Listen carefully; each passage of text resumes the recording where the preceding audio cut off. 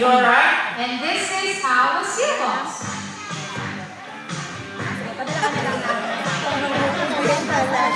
See what you mean? A little bit funny on lunch. Guys, how about another round of applause for Sophie?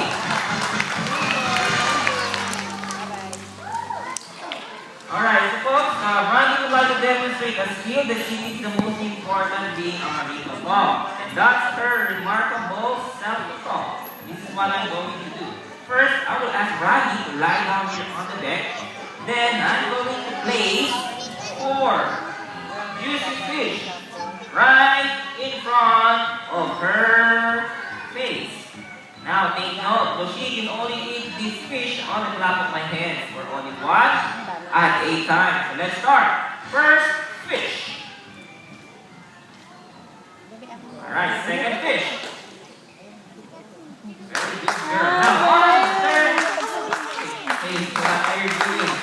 Oh, so you see the cooler. No, you can't. She's good. She's good. But if all of you want to try, come on. Try cooler. See that she won't eat it unless I clap. Okay, Randy. Alright, the one more fish to go and we are done. Last fish.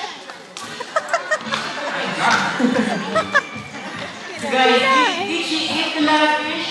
Yes. She did? Hey, Randy, did you? What do you mean? No, a lot of people saw you. Hey, Randy, what happened to a bad sea lion? Show them. Ayan.